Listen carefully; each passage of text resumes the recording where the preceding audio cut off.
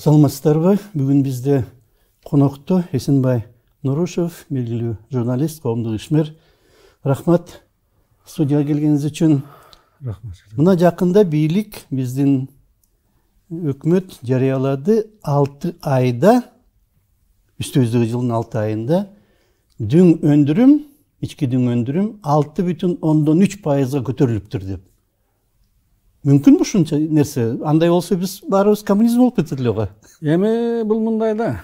Мен эми экономист эмесмин, бирок эми мындай экономиканы деген эмне экенин билбеген адамга деле түшүнүктүү, жетип турган чындыктар болот. Анан жаңы бийлик, бул азыркы бийликти алганда талкаланып калган, эчтеме калган эмес, түкүндөй болгон деп айтышты эле. Шыгылып Жээнбеков бүт баарын талкалап кеткен, биз ошону баягы күл болуп калган ошону кайра көтөрөбүз деп. Анан эми башкача айтканда баягы база, негизги база калбай калган деген мааниге апарышкан да. Эчтемеси жок деген. Баарын жаңыдан башташ керек. Анан 6 айдын ичинде эле ушундай болуп кетти деген. Бир жагынан күмөн жаратат да абдан эле. Анан мына Дэн Сяопиндин учурунда деле мына Кытайдагы реформалар ушундан Дэн Сяопинден башталган да. Ошондо эле 6-7 болуп аткан. Дэн Сяопиндин учурунда, мынчалыкка жеткен эмес, 3, 4 деп анан кийин акырындап анан көтөрүлүп 5-10 жылдардан кийин өскөн да. Мен мындай деп айтат элем да, эгер чын эле ушул айтып аткан көрсөткүчтөр чын болсо, анда азыркы бийликке алакан чабыш керек. Жарайт, мына анык реформаторлор келиптир, мына 6 айдын ичинде ушунча көтөрүп жибериптир мына жалпы дүң продукцияны да. Анан бул бир жагыда. Анан кайсы бийлик келбесин, нарын өзүң билесиң да. Кайсы бийлик келбесин, ошо бизде экономикага алка кетип атат. Баары талкаланып калган. Ооба, баарын минтип ордуна койдук, мынтик, антик деп. Акаевдин учурунда деле мына баары ушул адат, салт ошол Акаевден башталган. Акаев кайсы жерге барбасын, кандай жерге барбасын, мына биз эски советтик республикалардын ичинде эле эмес, мурдагы бүткүл социалисттик системага кирген өлкөлөрдүн ичинде алдыда баратабыз. 2-нчи орунга чыгып калдык, түгүл 1-нчи орунга чыгып калдык деп мына Чехия менен Венгрияны мисалга келтирип, кай жерге барбасын ушинтип айтып жүрдү. Өткөндөгү бир интервьюсунда да кайталап туруп ошону, биз ушундай абалга жетип калдык эле деп. Эл деген ал кезде итке минип калган. Мындай да, бийлик менен реалдуу турмуштун ортосунда ажырым пайда болуп калган да. Ошол салтты кийин мына Бакиевдин учурунда көрдүк. Туурабы? Бир жактан келет, бир айылга бурула калган экен, анан мындай караса, бир баягы тарпы чыккан бир 3-4 машина туруптур айылдачы. Бу айылдын эли бай болуп калган турбайбы? Андай мындай деп анан тиги салыктарын көтөрүп кирбеди. Реалдуу турмуш башка эле, анан жанагындай болуп революция чыкты. Кайсы жыргаткан биздин турмушубузга бул суктанып атат Бакиев деп. Атамбаевдин учурунда болсо айтты, мен кеткиче, мен бийликтен түшкүчө силер Орто Азиядагы, Борбор Азиядагы эң бай эл болосуңар, эң бай өлкө болосуңар деп. Эмне болгонун азыр көрүп атабыз. Анан экинчи адат, салт. Ушундан жаралган салтты бийлик эмне десе дагы, чынын айтса дагы, болгонун болгондой реалдуу цифраларды айтса дагы эл ишенбейт да. Ел ишенбей калды да, себеби көндүрүп койду. Акаевдин учурунда көрдүк, Бакиевдин учурунда көрдүк, алга кетип атабыз деп какшаган менен кайра артка кетип атабыз. Мына эми Атамбаевдин учурунда кандай болгонун азыркылар айтып атат, ушундай деп. Мен дагы кайталап коеюн, бул өзү илгерки ойчулдардан, илгерки философтордон калган сөз бар.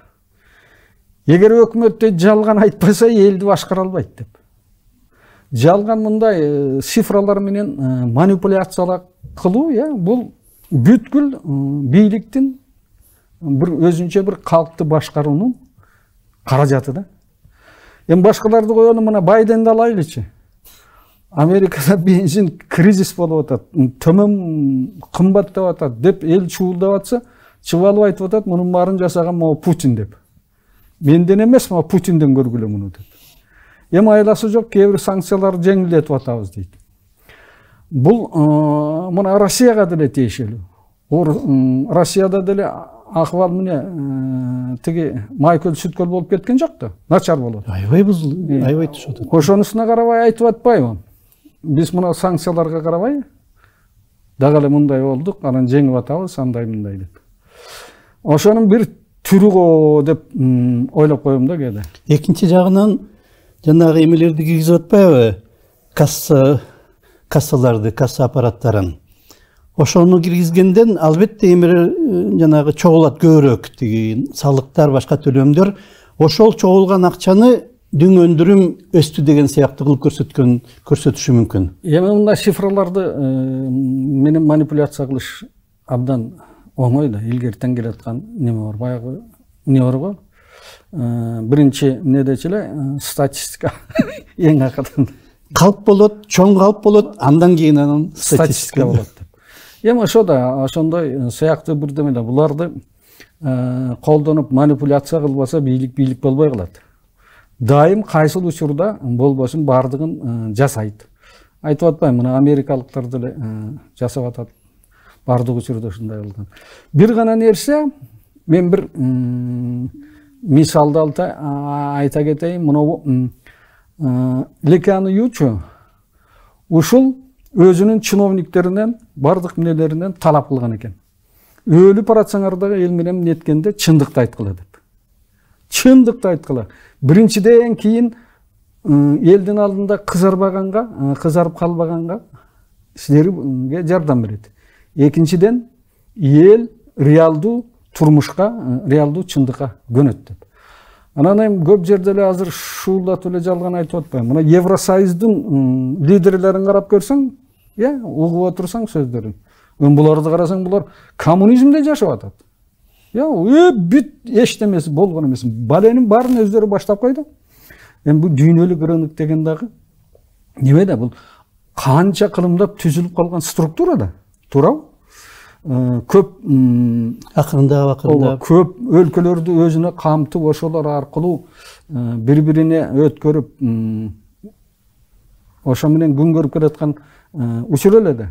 Анан бир эле жерин буссаң болду, анан бу баягы туташ реакция сыяктуу кетип атпайбы. Анан эми баарын баштап коюшуп, анан олтурат эми. Эми баштаганда алар баштаган жокко, эмелер согушту Россия баштабады, ошондон чыгып атат да. Жок, эми мындай да, Россия баштаса анан баары жабыла калып, анан кийин жалпы мындай деп, анан кийин санкция киргизип, анан минтип коебуз, антип коебуз. Көп айтты го. Эң акылдуу кишилер айтты. Башкасын коёдум, мына Киссинджер айтып атпайбы. Бул акылсыздык бул. Анан Россия деген ушундай эң чоң өлкө болсо, анан кантип ушу менен минетесиңер? Анан канча кылымдан бери жаманбы жакшы атүгүл кансыз согуштун учурунда да алака болуп келгенде. Ошолорго карабай, ошонун баарын Россия жөнүндө эске албай коюп, анан кийин өзүнчө мындай кетебиз дегениңер туура эмес деп. Россия жөнүндө сөз кылып калдык. Мына азыркы согуш учурунда жана өзгөчө ошол Путинди туурайм дегенби, башка мына Атамбаевдин учурунда өздөрү эмне кылып атса, ушуну кылып атат деп каршылаш тарапты күнөөлөйт. Тескери, таптакыр тескери. Өзүң антип бирөөнү күнөөлөш үчүн өзүң таза болуш керексиң да. Өзүң өтпеш керексиң да. Андай кылбаш керексиң. Мына Сингапурдун мисалын айтып атпайбы? Айтып атпайм. Башка бирөөнү күнөөлөш үчүн сен коррупционерсиң, же болбосо жеп алдың, ичип алдың дегенден мурда күнөөлөшүнү өзүң таза болушуң керек. Таза колду өкмөт деп ошо чыгарганда, ошолор чыгарганда. Мына Фрэнсис Фукуяма деген бар го, ошонун 2010-жылы чыккан бир эмгеги бар. State building деп коет, орустар которуптур. Мамлекет куруу. Орустар которушкан сильное государство деп. Ошол жерде ошолордун мисалын келтирип атат. Эмне үчүн азиялык жолборстор кетип калды, өзгөчө ат чабым алыс кетип калды, калгандар эмне үчүн орунда отуруп калды деп. Ошол жерде айтып атат. Бардык учурда кандай кылбасын, биринчи кезекте ушу администрация, аппарат таптаза болуш керек экен. Таза болуп. Анан дейт башка мамлекеттерге салыштырмалуу ошол жерде иштеген, аппаратты иштеген аппарат кызматкерлер дейт, төчөлүк өйдө турган дейт. Ошонун эсебинен көтөрүлүп кетти дейт. Бул баягы чынчыл болуштун, таза болуштун өрнөгү, күчү эмнеде экенин ушулар көрсөттү да. Анан эми бизге келсек, бизде таптакыр башка бир түшүнүктөр калыптанып калды да. Маркстин несі бар эмеспи? Азиатский способ производства деп. Ол капитализм жөнүндө айткан ал деле. Өндүрүштүн азиялык ыкмасы деп. Бизде азыр рыноктун да азиялык ыкмасы пайда болду да, жаралды. Ошол сөздү кадимкидей колдонсо болот. Мына өзүң билесиң, мына 95-жылы Прага бардык го жаңыдан да. 95-жылы ошондо мен таң калгам. Мындай кадимкидей эле күркөлөр турат. Анан күркөлөрдөн бирдеме алсаң сөз, жок деген. Кичинекей билесе. Бал музда калсаң, чек жазып берчи. Анан мен таң калгам, булар шундук турбайбы деп. Анан бизде чек жазмак турсун, кайра сен менен иши да болбойт азыр. Анан бул рынок экономикасы деген өзүнчө бул чоң өнөрдө, чоң маданият, килтейген маданият. Ага кириш үчүн, ага түшүнүш үчүн калк ошол экономикалык жактан, рынок экономикасы жагынан абдан сабаттуу, таза болуш керек да. Анан биздин Азияда эмне, бул андай рынокко көнгөн эмес да бизде. Базарга көнгөн. Жалаң базар менен оокат кылат. Болгондо да илгерки базар, биз ата-бабалар, башкалар колдонуп келген базар, азыркы базардан алда канча адилет, алда канча таза болгон, ишенесиңби? Бири-бирин алдашкан эмес. Натуральный эмне деп коюп аткан, соода кылышкан, алдаган эмес. Азыр эми көрүнгөн бурчта сен алдайт да. Маселен мына Бишкекти алып көрсөң, эмнени гана сатпайт, каалаган нерсени сатат. Көрүнгөн жерди базар кылат. Отурат ошол жерде ушун. Дүкөнүн алып чык, дүкөнүн алдынан башка баа менен сатат. Ошол эле. Мына өзгөчө Дыйкан деген базар бар го. Ошол жерден алышат дагы продукцияны. Анан алып, улам ошондо мындайраак жыла берсең, же арыңардай жыла берсең, баасы өсө берет. Өзгөчө мына не деп коет го, жана черешня деп коет орустар, гилаш деп коет. Ошолор жаңыдан чыкканда байкап көрсөң, улам мындай 10 кадам, 20 кадам отурганда мындай кете берет. Башкасы кетет. Бизде ачыгын айтканда, рынок маданиятын эмес, биз чайкоо маданиятын жайылтып алдык. Элди ошого көндүрүп алдык. 90-жылдарда келгенде башталды да ошол. Эми бул бир жагынан айласыз болду, аргасыз болду. Жумуш жок, эмне кыларын билбейт эл. Анан макулай манча-мынча бирдемени алып, оокат кылсын деп, эл алагдуу болсун деп, эптеп өзүн-өзү баксын деген. Алагдуу болсун деп, ошолорго кичине бир жана патент бере коюп андай. Патент кийин болду. Башында такыр эле жапай болуп кетти да. Жапай болду. Эмне алса ошону рынок деген ушул экен деп, эмне алсаң ошону сата бер көрүнгөн бушта деп сатып атат. Азыр деле ошондой. Эми азыр айтып атышпайбы ушу киргизели ушун деп. Бул өзү туура идея. Чыныгы рыноктун, чыныгы жанагы сивилдүү рыноктун мыйзамы. А бизде болсо жалаң чайкоо рыногу, спекулятивный рынок деп коет го, спекулятивный капитализм деген. Бул бардык жерде болгон да. Анан ошол спекулятивный капитализмди, чайкоо капитализмин, чайкоо рыногун биз чыныгы рынок деп кабыл алып алдык да. Башында түшүндүрбөдүбү бизге? Силер түшүнбөйсүңөр рынок деген ушундай болот деп. Ой, мындай болбойт. Өзүнчө бир мыйзамы бар, тегендаймын деп. Мен бир мисал айтайын, мына мен жакын деле Америкада болдум да. Март айы эле бир Калифорнияда бир жакка баратсак, Жолдун боюнда эмне сатып атыптыр? Жана кулпунай, үшүп алган чоң кулпунай сатып атыптыр. Клубника деп коет го. Ана мында карасак жазып коюптур жолдун боюнда эле. Мынча немеси мынча турат деп. Анан кайрылдыкта, кайрыл көрөлүчү деп. Ар жагында огородунда бушуп атат. Суу коюп коюптур, бушуп атат. Ошондон алып чыгып сенин көзүңчө толтуруп берет экен. Бир тиги мындай чоң несі $10 деп жазып коюптур. Ошону алсак чек жазып берип атпайбызбы? Иә. Талаада. Эң талаада. Биздики болсо аерге ким келип текшермегиле деп жөнүндө чөнтөгүнө салып алмактыр. Кааласаң ал, каалабасаң $20 деп коймокту. Жаңы чыкты деп. Карабайсыңбы? Рыноктун баягы эреже тартибине көнгөн эл эч качан алдабайт. Алдаганга аракет кылбайт да. А чоң эмнелерди жанагы крупный корпорациялар алдайт. Эң чоң баягы байманасы ташып аткан корпорациялар алдайт. А жөнөкөй жанагы фермерлер алдабайт экен адамды. Алар болгондой көнүп, илгертен ошого көнүп калган. Көнүп калганда бул келгенден бери. А корпорациялар жанагы кризисте ошону чыгып атпайбы? Ошодо. Алар атайын жалдап алат бир кыйын адистерди кантип салыктан кантип качыш керек деген схемалар түзүш үчүн. Өзү мына идея, бул азыркы идея да, ошондой көзөмөлгө алыш керек андай деген айттым го жана. Бул туура идея. Анык рынок маданиятына өтүүнүн бирден бир каражаты, жолу деп койсок болот да, ыкмасы деп. Анан эми ошого элди жалаң чайкоого көндүрүп алып, алып сатарлыкка көндүрүп алып, анан ошого мындай кыл десе, эл көнбөй атат азыр. Жанагы өткөндө митингде айтып атпайбы бир аял чыгып алып, мен чач тарашпын, мага кассаң эмне кереги бар деп. Ой, кагылып кетейин. Сен чач тараш болсоң бир күндө бир чачты канча каласың? 400 сом калат. Азыр мына 400 сом. Жөнөкөй. Ал эми аялдардыкын мындай кой. Андан да бийик. Мына сулуулук салондору тигандай мындай депчи. Анан Акылбек Жапаров ошол жерде жөнүн айтса болмок. Сен мене элдин баарын чачын бекер алып берип атасың. Туурабы?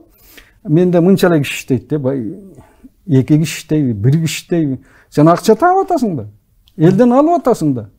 А элдин акчасын жашырба деп атат. Элден канча акча алдың? Чык деп эле тиги калькуляторуң менен санап, чегин жазып берип кой, болду. Андан башка сага талап кыла турган нерсе жок деп. Эми бул баягы 37-жылкы окуяларды эске салат да. Ошондо мына жалпы элди колхозго киргизиш үчүн өтө кыйын болгондо. Мал мүлкүн алат экен, кокуй, анан кийин эркек аялдын баарын бир жерге жаткызып коет экен, аттет экен, мынтет экен деп. Кирген эмес да көбү. Мына Түгелбай Сыдыкбековдун деле романдарын окуп көрсөң, жана Ымамбайларды окуп көрсөң, кандай шумдук нерселер жүрөт. Ошонун сыңарындай эле бир экономикалык бир укладка, бир тартипке, бир эрежеге көндүрүш үчүн, киргизиш үчүн элге далай убакыт керек. Убакыт керек. Күч керек. Тиги андай керек. Анан мен айтайын дегеним, ушундай шартта, ушундай учурда өкмөт, бийлик ачык болуш керек. Болгонун болгондой айтып туруш керек. Жанагы Ликиян Ку айткандай, өлүп баратсаң да чындыкты айтып тургула деп. Эмнеси болсо дагы, кандай акыбал келсе дагы айтып туруш керек. Мына акыбалыбыз мынтип баратат, туугандар.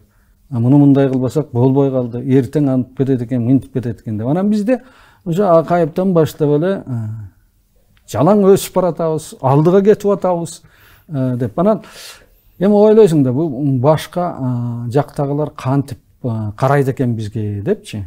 Мен көп жерлерде мында карап, мен кээде учурап калат да. Анализ жасагандар бар да. Дүйнөлүк банк, жанагы валюта кору, башка мына Европадагы кайра куруу банк, андай мындай дегендер бүт чыгарып турат да, баягы божомолдорун.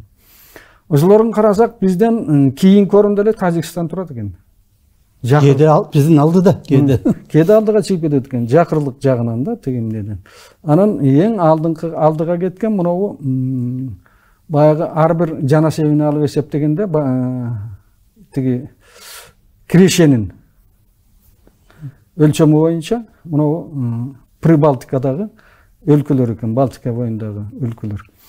Алар эми өздөрүнчө бир ири бир башы казандай болгон реформаторлор чыгып ошону көтөрүп койгондон эмес, ал жанагы Евросоюздун субсидиясынан ошолордун жардамы менен көтөрүлүп атат да. Ошонун эрежесин аткарып. Ошонун эрежесин кыңдыбай аткарып, ошолордун мыйзамы менен, ошолордун тартыбы менен жашап көтөрүлүп албады мына азыр так. Алакандай эле жалпы баарын 3 республиканы биригип келсе биздин калктын санына жетпейт болуш керек менимче. Аларда 6 миллионго да жетпейт үчөөнү бириктирсең. Bir жагы Литваныкы көбүрөөк го. Билбейм, үчөөнү бириктирсең ушу биздикиндей эле чыгат. Биздин Кыргызстандын калкындай эле чыгат да. Эми эң башкысы ошол. А жерде мыйзам барбы? Экономикалык мыйзамдар. Бар так аткарылат, кынтыксыз аткарылат. Эми шумдук деп айтыш кыйын, бирок бардыгы ошого көнгөн, ошого көндүрүп атпайбы? Ошондон башынан тартып. Ооба, башынан тартып. Анан акырындап көбөйүп, мындай өсүп, өнүгүп атат. А бизде болсо эми баарын карап көрсөң, бу бардык жерде маселе көп эми. Тиги экономика ушул маселелерин алсаң, бардык жерде чайкоочулар. Көчөнүн боюнда мына Ош Бишкек жолун эле көрсөң, илгери бензин сатчы канистрлерге көтөрүп, бензин тарс болуп кеткенде. Өзбекстандан алып чыгып, тияктан алып чыгып, бүт жолдо баратып машиналар ошолордон сатып алчу.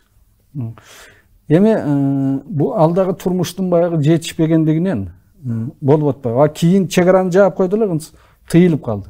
Болбосо бүт Өзбекстан тараптан жолдун боюна туруп алды, түндө сатчу, түн ичинде.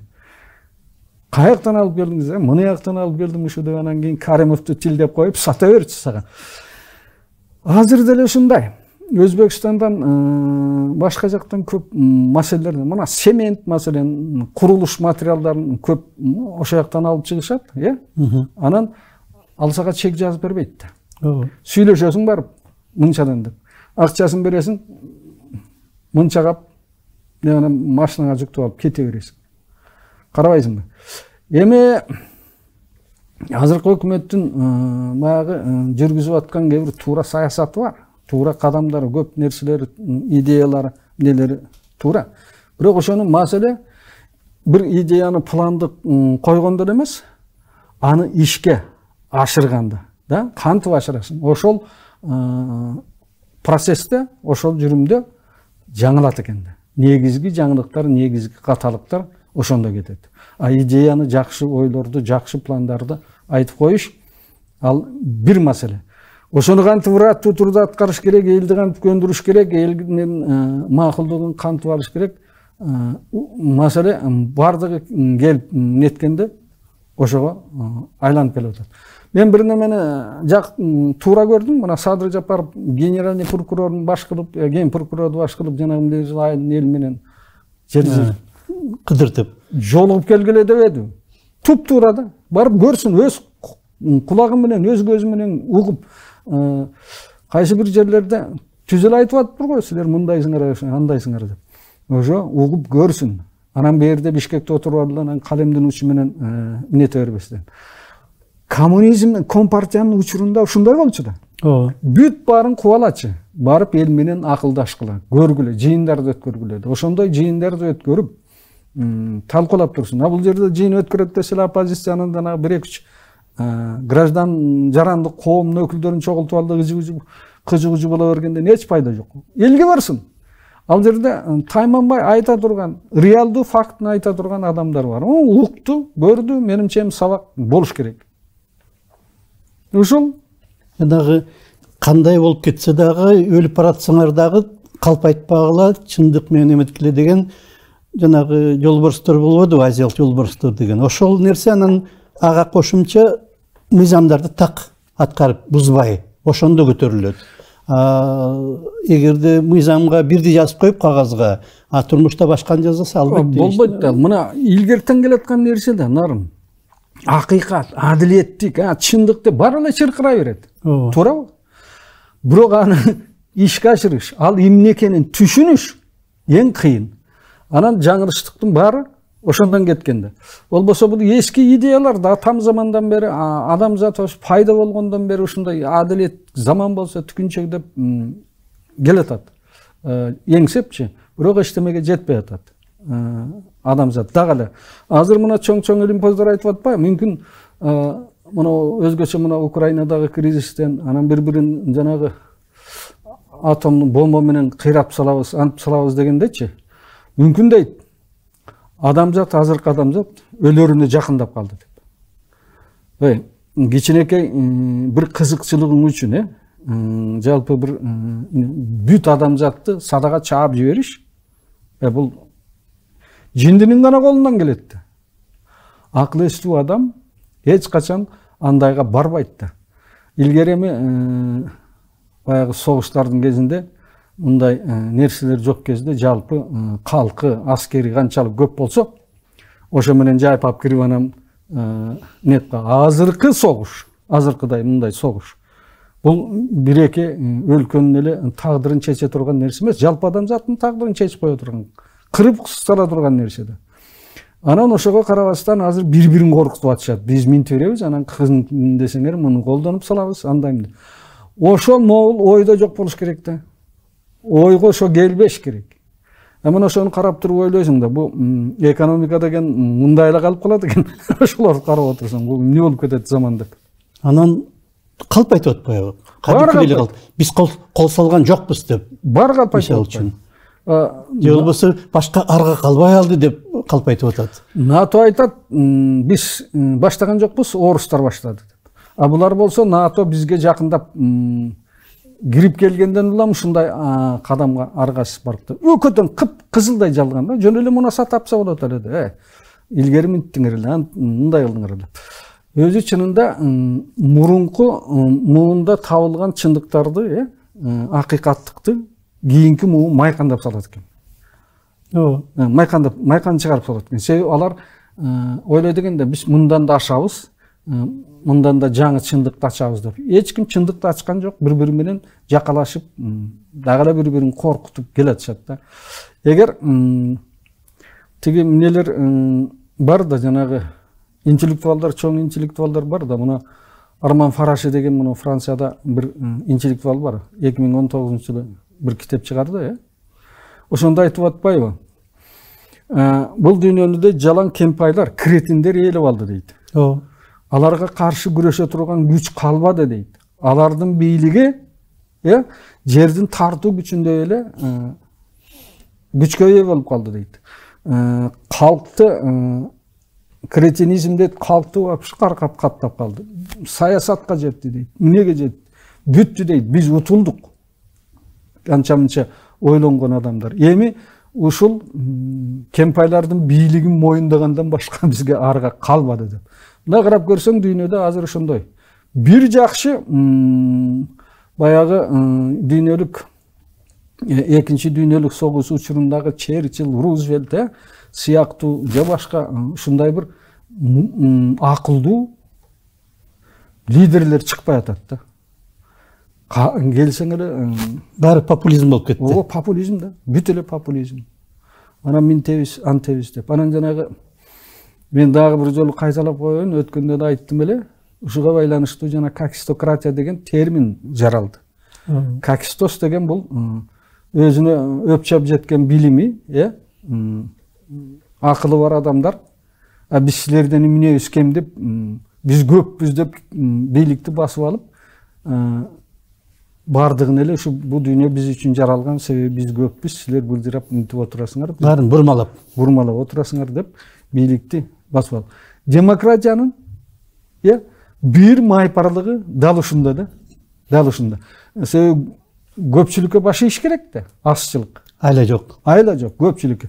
Эми кээ бирлер айтып атат, муну өзгөртүш керек дейт, бул тартипти. Бул демократиянын тартипи.